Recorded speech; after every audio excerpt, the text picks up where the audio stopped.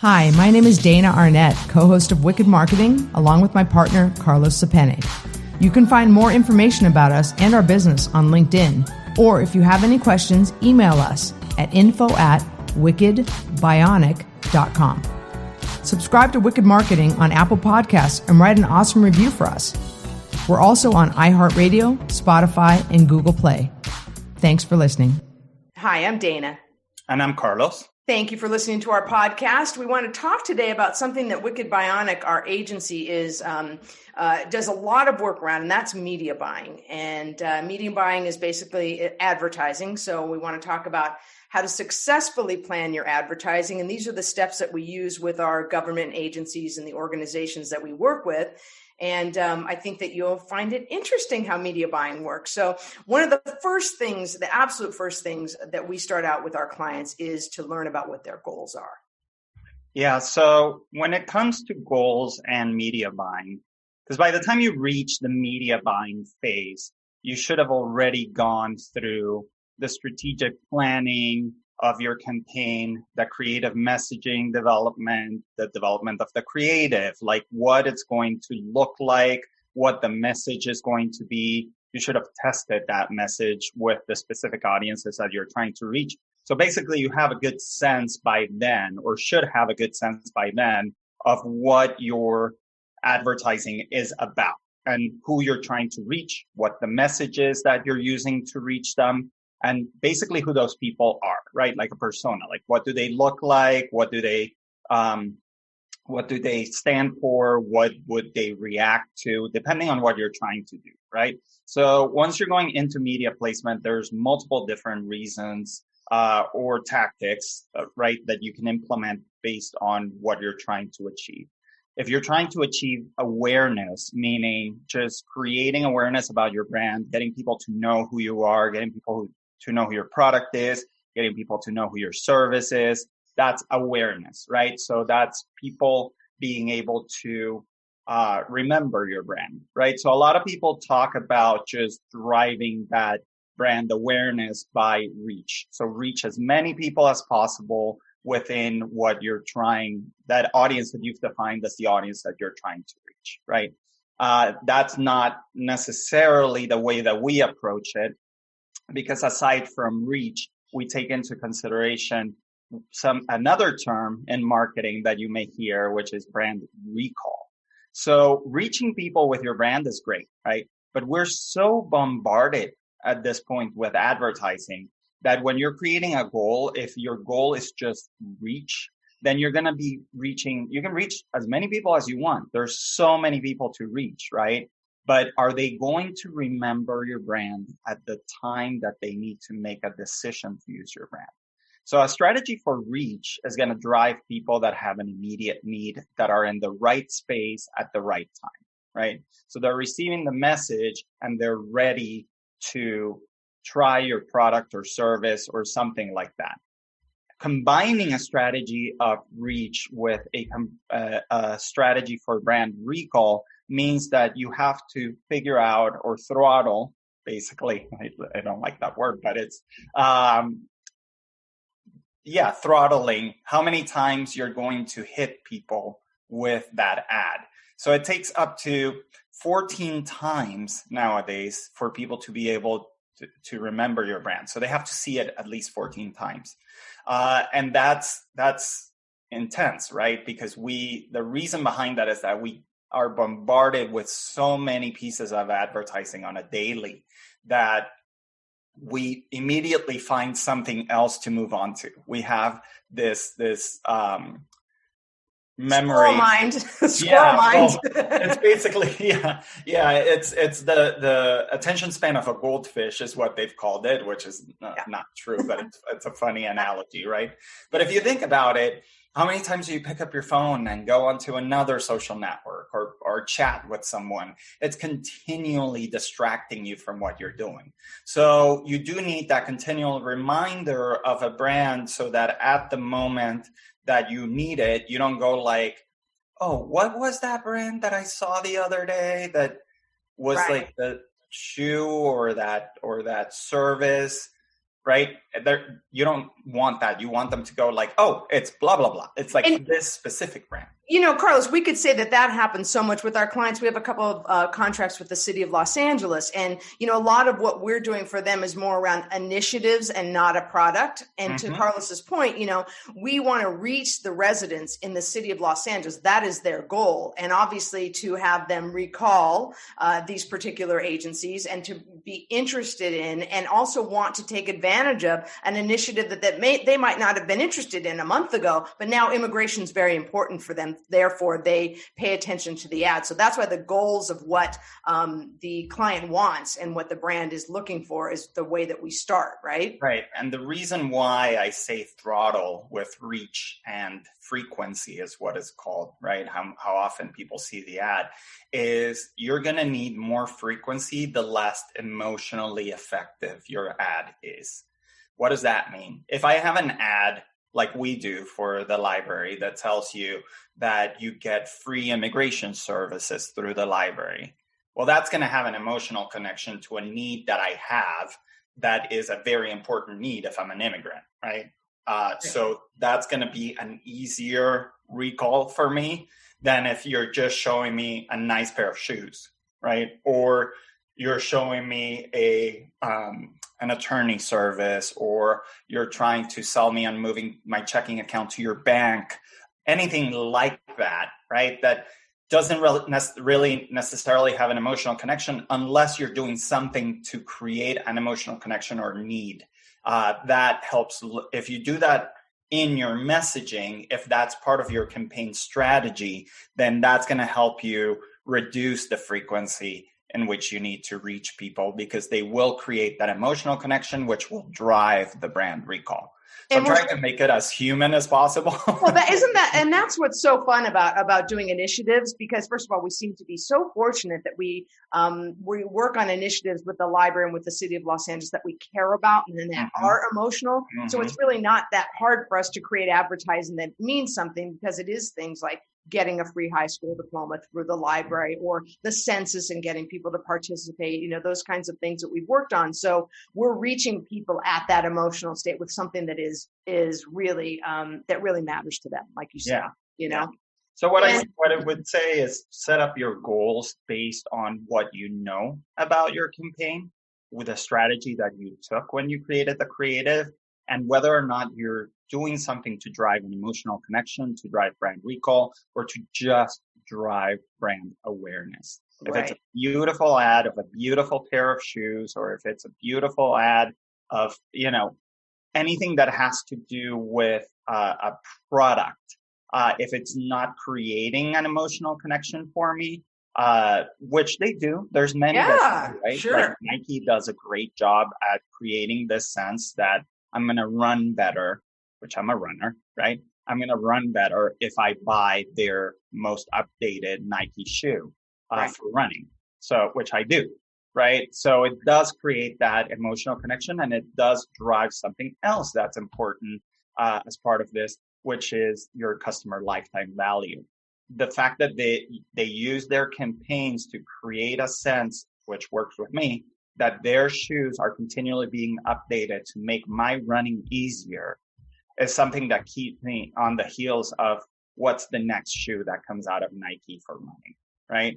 So that should be part of what your messaging, media placement, or your buying of advertising does for you. So which brings us perfectly into the second thing that is so important about how to be successful, is to create a media plan. And Carlos, you know better than anybody how to create successful media plans. So if we're going with an example of something like the city of Los Angeles on initiatives, I mean, how do we break all that down, and how do people do that? So the media plan is going to be based on your goals, right? So like we were talking about, there's the awareness goal, there's the conversion goal, which is you want people to go buy something, or you want people to go and take advantage of your service. If you're a doctor and you're selling your services as a doctor, for example, you want people to convert to come to your clinic or to your hospital or to your wherever you are, doctor's office, and take advantage of those services. So when you're doing that media planning, you need to figure out what are the right places for you to put your media, which is your piece of advertising or your creative, right? So that it is most effective at driving your goals, right? So awareness, for awareness, TV nowadays is still a great place to place your advertising. In particular, if you're trying to drive awareness with the older generations, right? The younger generations tend to stream a lot more, although some of them tend to stream free. But at the moment that an ad is playing, they're looking away onto their device, right? Whatever other device they're on, which they're probably, in my experience, from what I've seen of this younger generation, and it started really with the millennials, but you see it a lot with the Gen Z, is that there's no longer a first screen, second screen experience. They're both first screens. So they're looking at their phone or their tablet at the same time that they're watching the TV, and they may be watching a video on their phone or tablet, but they're still listening to the TV. And their brains put it all together. Yeah. That's the fascinating part. Yeah, it's so fascinating. I was watching a video yesterday on neural networks, which I'm not going to go into it over here because that's really advanced. Please don't go into it. Yeah, super nerdy, super advanced artificial intelligence stuff. But basically the way that I like to explain how our brain works is exactly how they explained it in that video. So the idea that a computer is now able to intelligently devise a number. Just think of a number like a 3, right? A 3 could be a 3 in the 3 the way that you type it, a 3 the way that you write it. At the end of the day, all of those look different, right? But our brain is able to always realize that that's a 3, right? It doesn't matter if it's slanted, if the top loop of the 3 is smaller. Or written out or spelled out. Or spelled out too, right? So when you think about computers, they can't do that. They can't think that way. They have to be trained to think that way. My point being that our brains are so advanced that they've developed and they continue to develop into these machines that can recognize basically any sort of audio and merge it together and still make it information. So that's kind of what's happening in advertising, where TV is still a workable medium and a very effective medium to drive awareness, because even though the younger generations are not necessarily watching the ad, they are paying attention to the ad.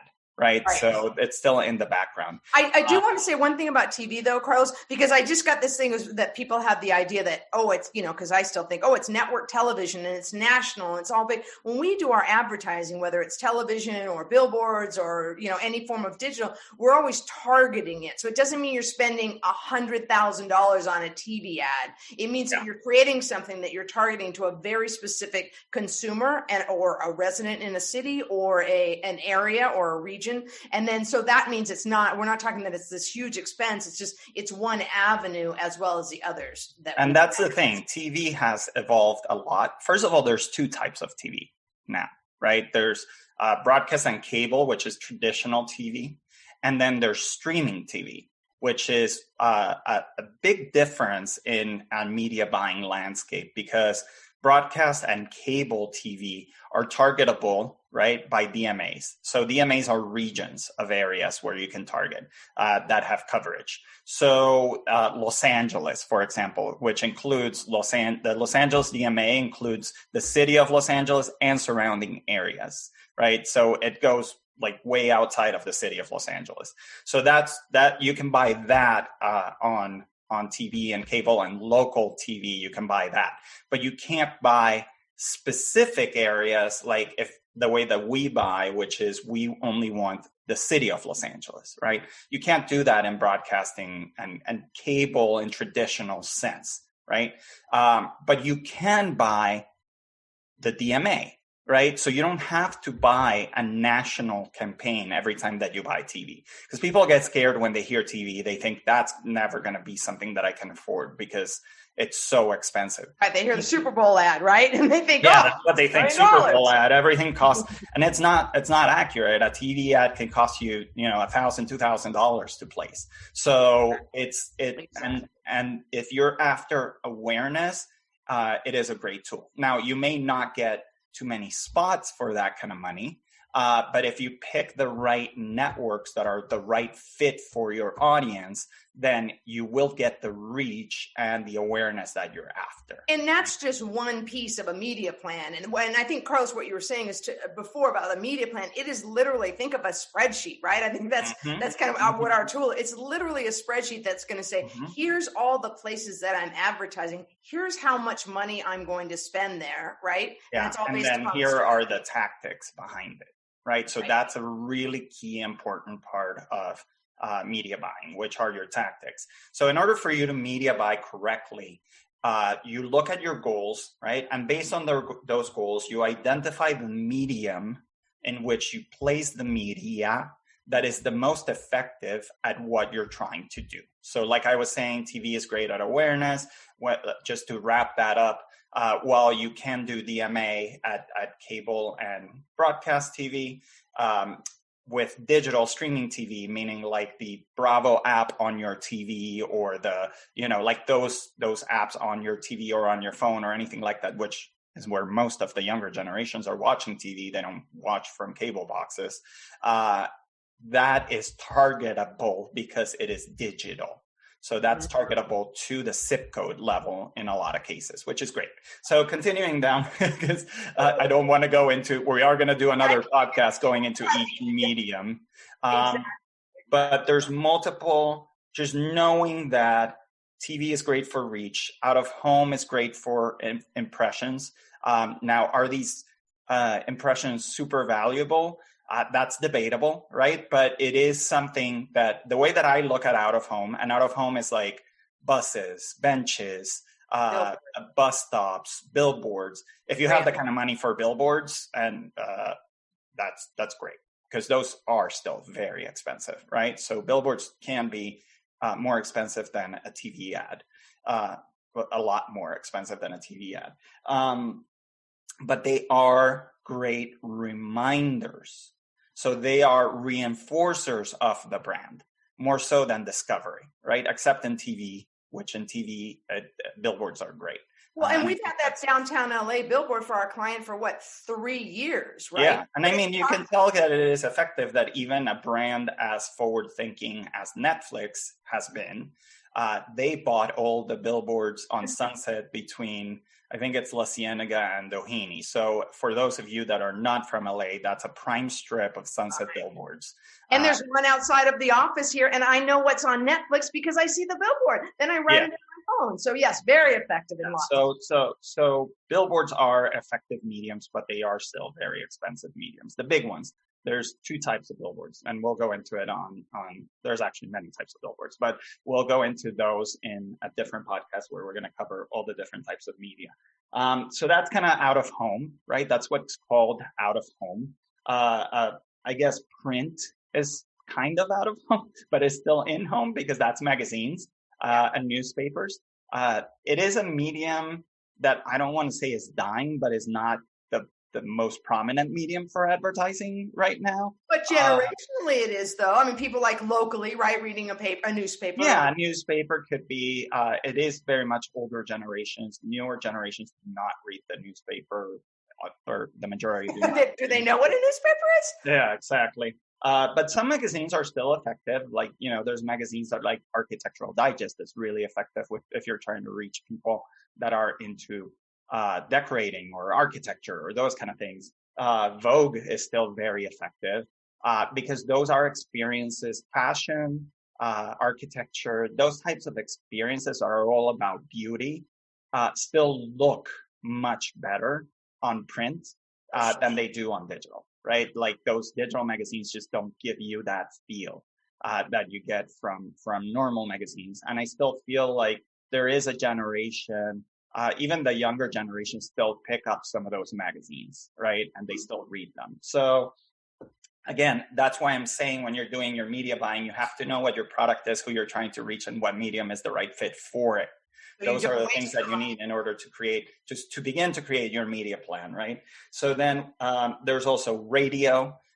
which is a very effective medium to this day. There's streaming radio too, which is like Pandora and Spotify. Those mediums are very effective today. And there's still the mail, right? Like sending out postcards and that kind of stuff, which to me is not very effective unless you're a hyper-localized business offering couponing or that kind of stuff, right? Yeah, I still get this. I get usually on average 6 a day about all the places for sale in my area and how successful these realtors have been, and don't they want my house, But, so it does work if you're looking for that.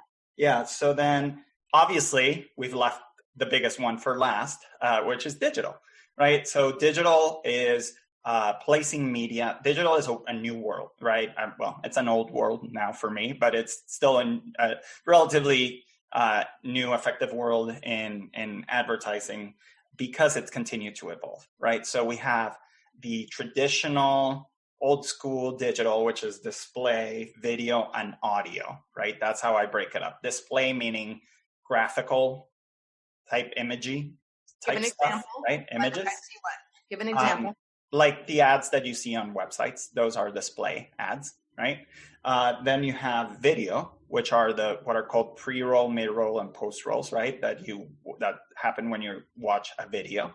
The pre-roll happens at the beginning. The mid-roll happens at some point within the video. Usually after 4 or 5 minutes of watching content is an effective. Never put up a mid-roll. That's longer than the length of the video that you're watching, or a pre-roll, really. And wait, Carlos, let me say one thing. So as an example of that, you're on YouTube, you have this ad, and then you wait, you watch, and then you can hit the skip ad, hopefully, because we're advertisers. You don't skip that ad, but that's what that is, and then one that's at the end to grab your attention because you have to watch before you can watch the content. Yeah. And we'll talk about it a lot more in the other podcasts that we're going to do on the actual mediums. But digital has evolved into more of a programmatic type buying. And programmatic is looking at it from the perspective of when digital first began. It was all about people buying advertising on multiple websites out there, right? And that took a lot of time and effort and negotiation. We know because we do it. That's called direct buying, right? Buying direct from advertisers. When you're trying to do a campaign for reach, in particular, a campaign that's either even city level, but regional, state level, national, those kind of campaigns, you can imagine how many sites you would have to talk to, or you would only talk to the big sites. And the big sites had the higher costs to place ads on them, right? So what happened with programmatic is it sort of leveled the playing field. Programmatic created an auction environment where you can say, I have this much money, and these are the people that I'm trying to reach. These are my tactics that I'm trying to implement, right? And based on that, you go into a marketplace. And in that marketplace, there's an auction. This is all electronic, right? This happens on the fly, super fast. You don't even see it happen. But basically, you say, here's what I need. Here's how much money I have. Here's what I want to achieve within this time period. And the programmatic engine, which is artificial intelligence, machine learning mix happening in the back end, will put that out there to tons of publishers. And the publishers that fit what you're looking for can bid on it. And based on their bids on how much you want to pay and the ceiling that you've put on how much you're willing to pay, one or many of those publishers will win the bid. So you could end up on 1,000 different websites that are reaching the audience that you're trying to reach. It's not fishing in the ocean. It is it's very structured. And if you think about it, if one of our clients, they probably have, I don't know, I think they're with their campaigns locally, they're in maybe, let's just say 100 different types of things, whether it's digital or print or radio or everything. And there's no way that we could have enough employees that could call each Facebook. I think I'll call Facebook, and then I'll call the LA Times, and I'll call L'Opinion, and I will take all this time to do this. Where programmatic, to Carlos's point, is it's so efficient for us. And it also lets us spend our money where the client needs to go, not where it might be effective. So that's why the only thing with programmatic is obviously accessing this data intelligence and using it effectively. has a lot more tiers to it. And we should actually do a whole podcast just on I think we should. I wrote a note about that program. Yeah, we should do a whole podcast on programmatic. The challenge for the everyday buyer of advertising is that programmatic is not something that's accessible to everyone.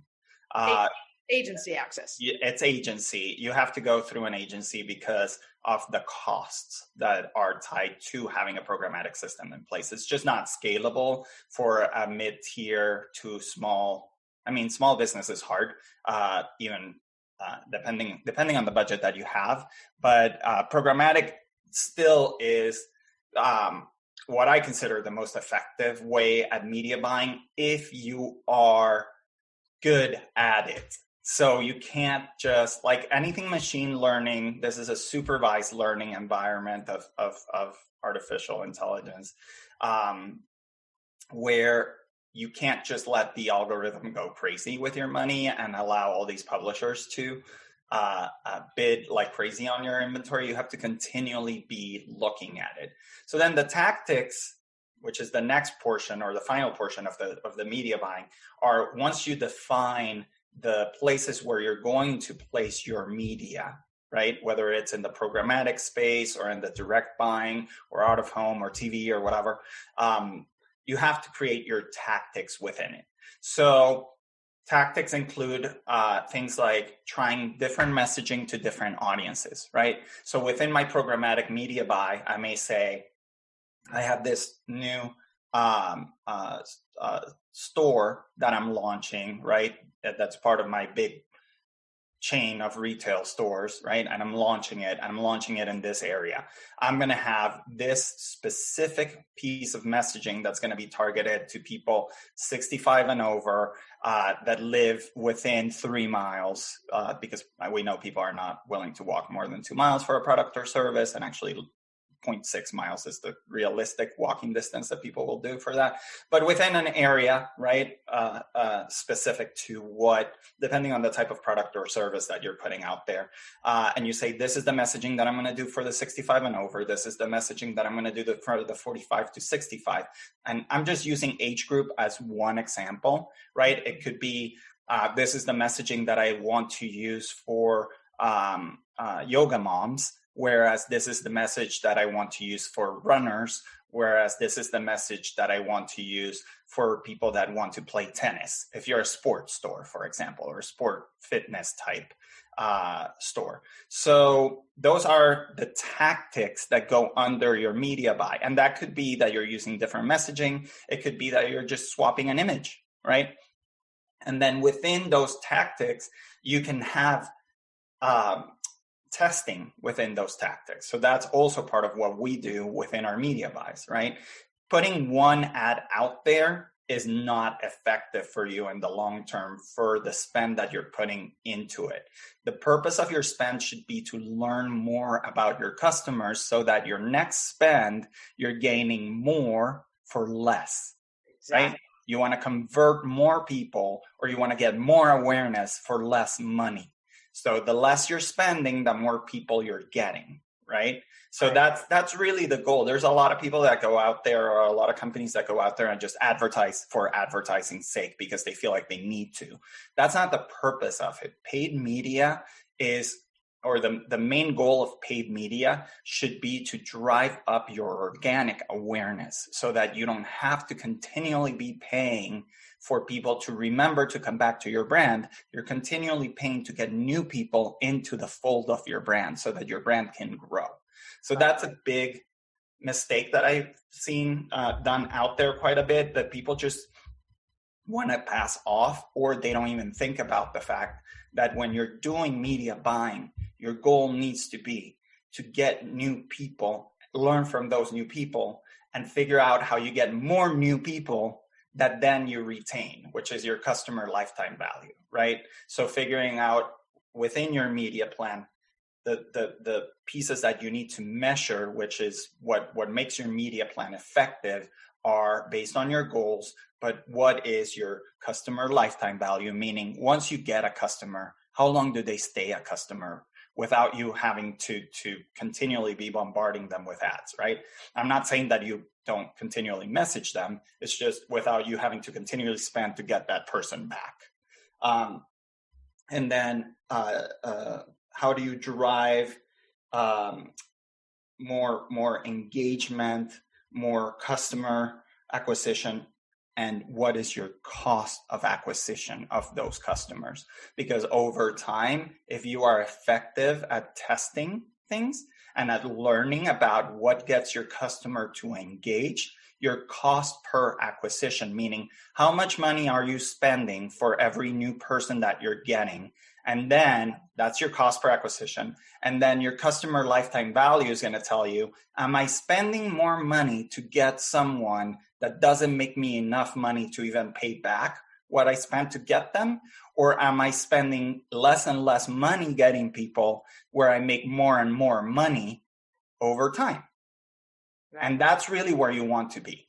You want to learn from your media plan, or you want your agency to learn from your media plan so that they're continually monitoring your cost per acquisition, if it's an acquisition type campaign, lowering that as your customer lifetime value grows because you're learning how to get the right customer. It is always better to get a customer that's going to come in and buy $10 each time, but they're going to come in for 10 times, right? Than a customer that's going to buy $20 once.